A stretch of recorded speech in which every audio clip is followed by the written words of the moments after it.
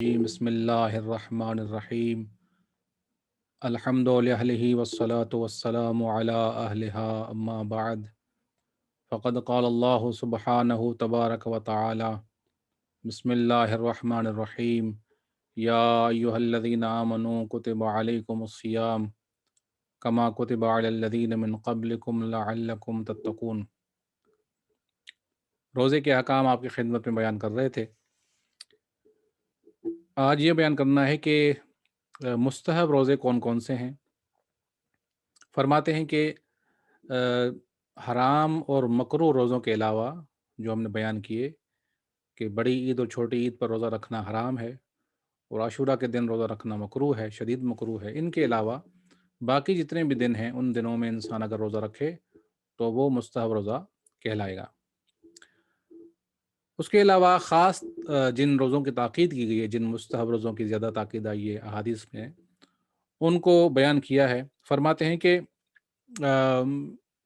ہر مہینے کی پہلی اور آخری جمعرات اور پہلا بدھ جو مہینے کی 10ویں تاریخ کے بعد آئے، ان دنوں میں روزہ رکھنا زیادہ تاکید رکھتا ہے، مستحب ہے۔ اور یہاں تک اس کی تاکید ہے کہ اگر کوئی انسان یہ روزہ نہیں رکھ سکتا، یعنی ان دنوں کے اندر جو عرض کیا کہ پہلی اور آخری جمعرات کا روزہ اور 10 تاریخ کے بعد جو اسلامی تاریخ ہے، 10 کے بعد جو پہلا بدھ آئے گا، ویڈنسڈے، اس کو روزہ رکھنا مستحب ہے۔ اگر کوئی یہ نہیں رکھ سکتا تو اس کی قضا بھی بعد میں کرنا مستحب ہے۔ پھر فرماتے ہیں کہ ہر مہینے کی، یعنی اسلامی مہینے، ہر مہینے کی 13، 14 اور 15 ان 3 دنوں کو روزہ رکھنا زیادہ مستحب، اس کی تاکید ہے۔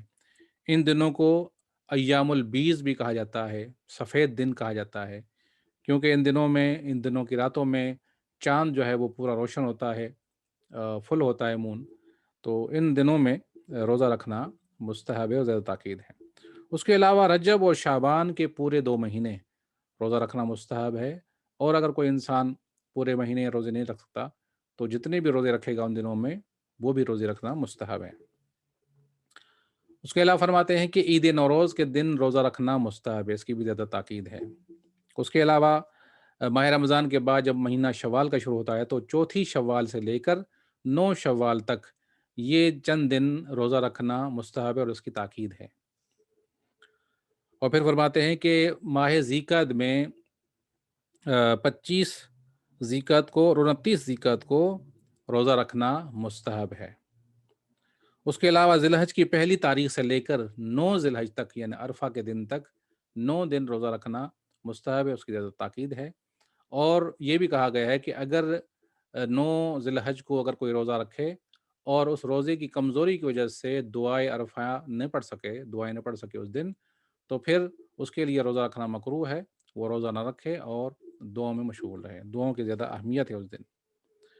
فرماتے ہیں کہ عید غدیر کے دن بھی روزہ رکھنا مستحب ہے، عید مباہلہ کے دن بھی روزہ رکھنا مستحب ہے، اس کی تاکید ہے۔ اور محرم الحرام کی ابتدائی دنوں میں پہلی محرم الحرام اور تیسری اور 7ویں محرم الحرام کو روزہ رکھنا بھی مستحب ہے اور اس کی تاکید ہے۔ اور اس کے علاوہ 17 ربیع الاول رسول خدا صلی اللہ علیہ وسلم کی ولادت باسات کے دن بھی روزہ رکھنا مستحب ہے۔ اور اس کے علاوہ 15 جمادی الاول کو بھی روزہ رکھنا مستحب ہے، اور اسی کے ساتھ 27 رجب جو عید مبعث کا دن ہے، جناب رسول خدا صلی اللہ علیہ وسلم مبعوث پہ رسالت ہوئے تھے، اس دن روزہ رکھنا بھی مستحب ہے، اس کی زیادہ تاکید ہے۔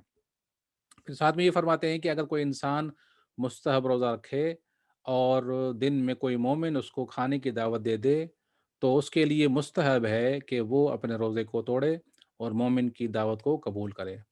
دعا کرتے ہیں کہ پروردگار عالم ہم سب کو دینی احکام سمجھنے اور ان پر عمل کرنے کی توفیق عطا فرمائے۔ السلام علیکم ورحمۃ اللہ وبرکاتہ۔